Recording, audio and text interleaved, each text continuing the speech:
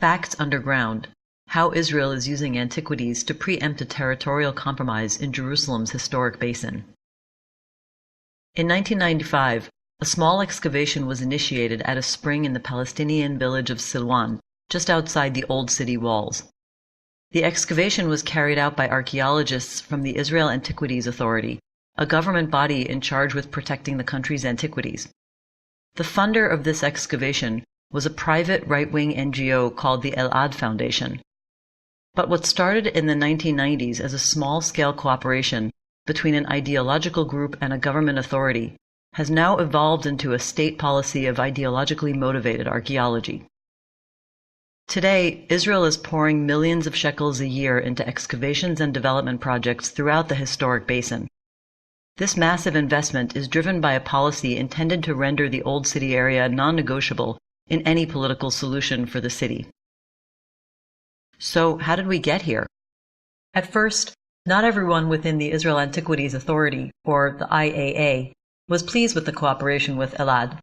OId at the time was seen as a radical settlers group. In 1997, the Antiquities Authority's legal advisor, Yoram Barcela, characterized OId as a private foundation whose actions in the recent past have been more than questionable when it comes to obeying the law. However, the IAA was not alone in making overtures towards OId and its controversial agenda. The Israel Nature and Parks Authority, which is responsible for the management of the archaeological sites in the historic basin, did as well. In fact, in 1998, the Nature and Parks Authority thought it would be a good idea to let OId manage the City of David Archaeological Park. At the time, public pressure prevented this from happening. The 1990s also saw a resumption of archaeological activities in the Western Wall tunnels under the auspices of the Western Wall Heritage Foundation.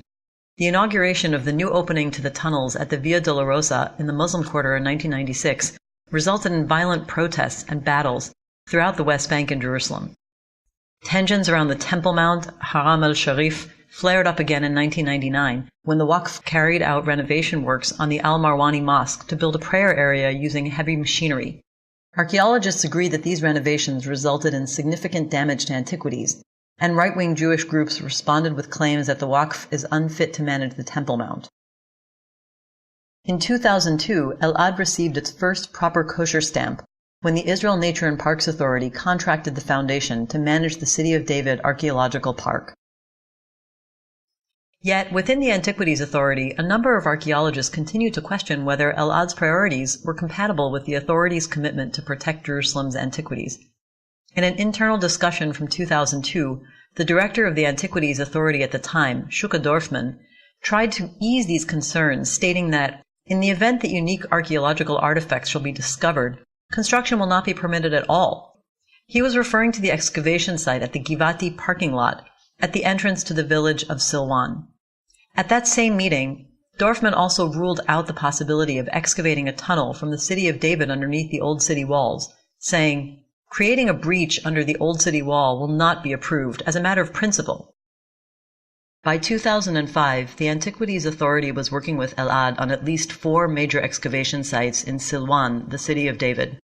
The excavations at Ein al-Daraj Hagichon Spring, a preliminary excavation at the Givati parking lot just across from the Old City walls, an ancient pool bordering on Al-Bustan neighborhood, and an ancient Roman sewage tunnel running underneath Wadi Khirweh Road.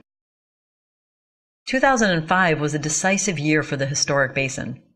Ariel Sharon was the prime minister, and his government decided that to enhance the status of Jerusalem as the capital of Israel, it would allocate 60 million shekels a year over 8 years for the development of the historic basin.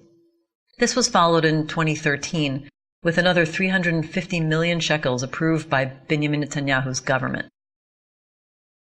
It is not surprising that in 2005 to 2006, excavations in the Western Wall tunnels moved into high gear. The underground excavations extended westwards towards Hagai Al-Wad Street, beneath the residences of the Muslim Quarter, and comprised hundreds of square meters, becoming the largest archaeological tourism project in the Old City. Back in Silwan, a full-scale excavation at the Givati parking lot was launched in 2007. It was defined as a salvage excavation to prepare the area for a massive building project planned by the OId Foundation. And then, in 2009, Elad was given permission to excavate an ancient sewage tunnel running underneath the old city wall. And the Antiquities Authority? Well, remember what its director said a few years earlier. It looks like even the firmest principles can be changed if necessary. The tunnel linking the Givati parking lot with the Davidson Center Archaeological Park at the foot of the walls of the Temple Mount a-Sharif opened to the public in 2011. 2 years later, another tunnel excavation commenced on an ancient Roman road near the pool of Silwan. Once open to the public, tourists will be able to walk 200 meters from the pool of Silwan all the way to the Givati site. Meanwhile, big plans are underway for Givati. In 2012, Elad presented the plan for a 7-story, 16,000 square meters visitor center to be built on top of the Antiquities site.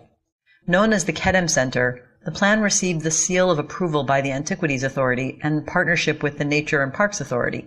It is slated to feature Jerusalem's largest visitor center, a Bible museum, and a shopping mall. So, remember the position of the Israel Antiquities Authority regarding the Kedem Center? Well, that is long gone. In 2012, this was the Antiquities Authority's position.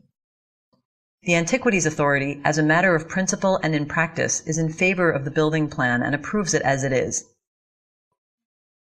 In 2016, the Kedem Center was approved by the National Planning and Building Council. By the beginning of 2017, it's become clear that archaeological excavations and development work at sites linked to Jewish history have become key to realizing the vision for a united Jewish Jerusalem. The City of David Archaeological Park has expanded, and areas that were once open to the local Palestinian community are being fenced in and annexed to the park. The excavations at the ancient Roman road running under the homes of Palestinian residents in Silwan are proceeding rapidly. A section of this tunnel, dubbed the Pilgrim's Trail, was recently opened to the public. Pretty soon, tourists will be able to walk along the ancient Roman road all the way to the newly inaugurated Ritual Baths Trail near the southern wall of the Temple Mount, a-Sharif.